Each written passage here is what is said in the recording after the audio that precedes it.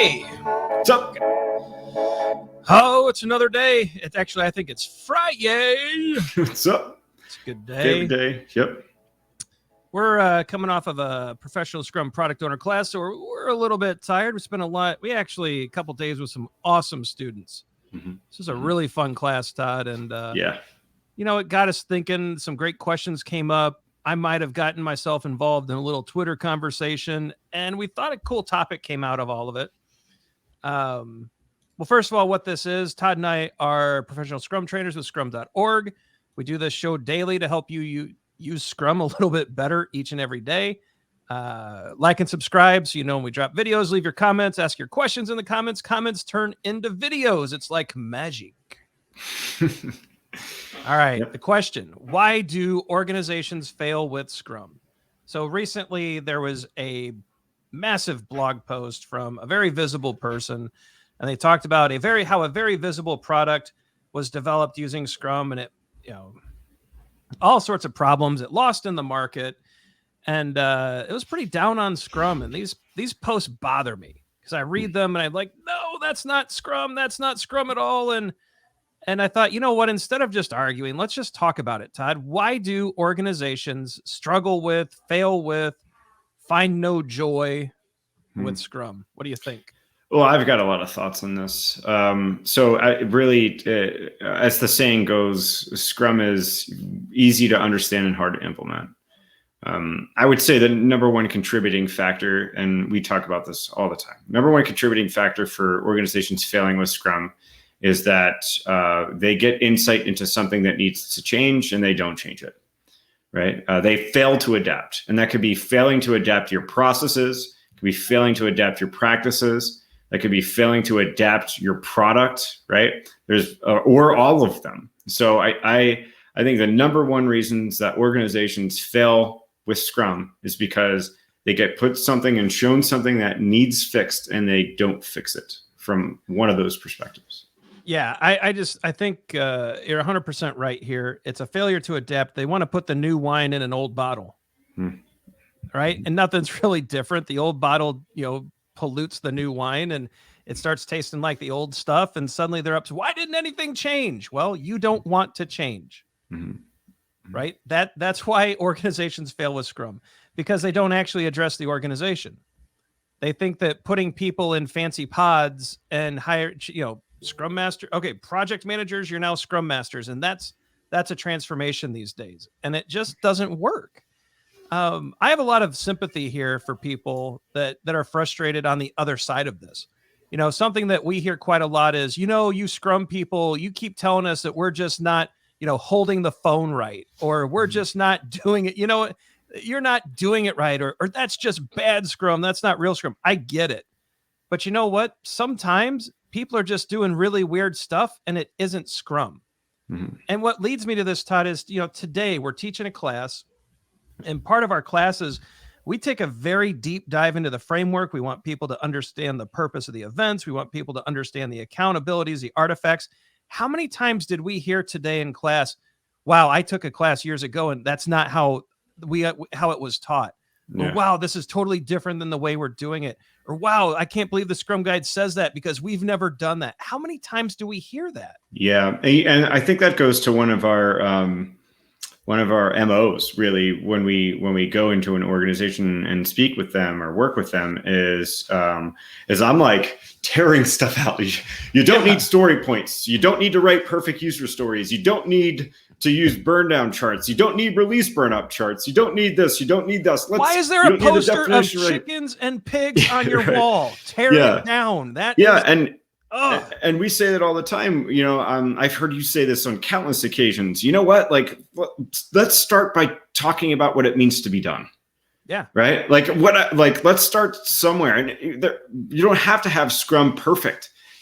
This is another debate that we could have sometime. Can you have a perfect implementation of Scrum? No. If your implementation of Scrum is perfect, become best friends. Want to do karate in the garage? Yes. But that's kind of the antithesis of it. Like if you have perfect Scrum, then you're not adapting. Product development is messy. It's hard, right? Software development, if that's the industry you're in, that's the industry that I love, right? It's hard to build software. It's hard to code software. It's hard to adapt your architecture. It's hard to do all these things, right? So it's hard to have a perfect piece of software. So if you don't have a perfect product, how can you have a perfect process? It's just impossible, right? So simplify. It's equally impossible when you try to turn the Scrum Guide into some legal document. Yeah. Right. Part of this person's argument in their post was, we could only ship every 2 weeks because of Scrum. Where does it say that? Yeah. If you get something done 2 days into a sprint and want to ship it, ship it. Yeah. Like 100%. there's no governor, there's no limiter, there's no rule there.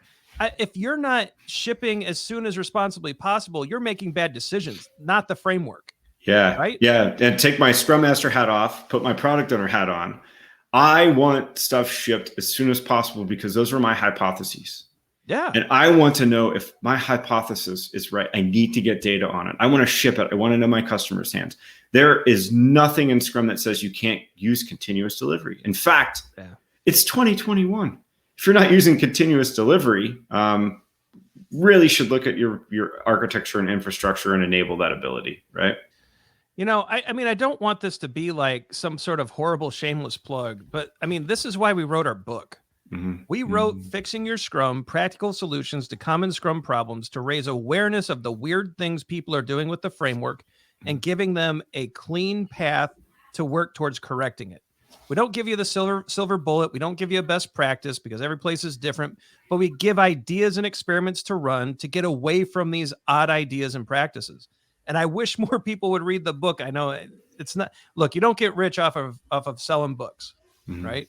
And so it's not because we want to get wealthy. It's because this book could actually help get rid of a lot of the weirdness that we see in the Scrum world. But man, these kind of debates, it's like, when people are like, well, Scrum says I have to use this story format. No, that's a bad trainer who told you that.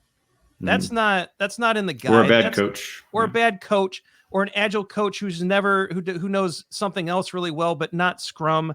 I mean, there's all sorts of reasons, but look, strip it down to the basics, read the Scrum Guide, figure out what done means, iterate towards getting better at releasing and getting to done, and let the framework kind of come alongside you as you do that.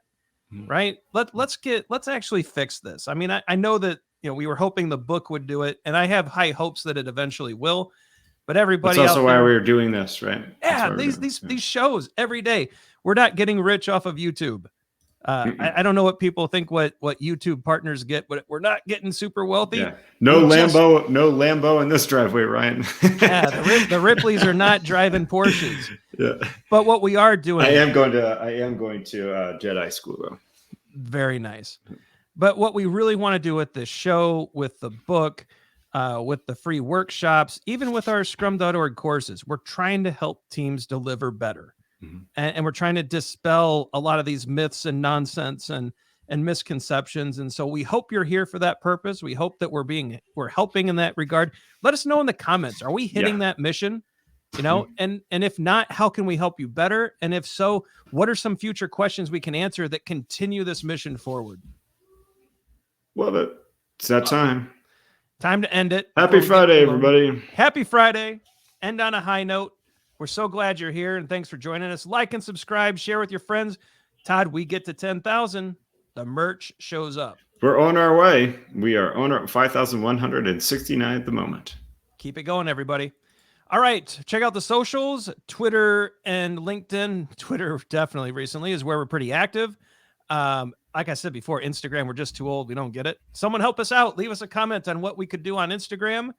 Like and subscribe so when we drop a new video. We've got a lot of cool shows coming up. Fixing your Kanban, fixing your Agile coaching, fixing your Agile metrics. I think some EBM shows are in the works. So evidence-based management, lots of great stuff coming. Like and subscribe so you don't miss a single one. Check out the videos below. They just popped up. The YouTube algorithm thinks you'll like them. We do too. For Todd Miller, I'm Ryan Ripley. Look, what we want for you is the best. We want you to deliver. We want you to get to done. We want you to do it in a way that's joyful. And so we hope you're taking these videos, you're taking them back to the team, and you're helping them do just a little bit better each and every day. We'll see you next week, everybody.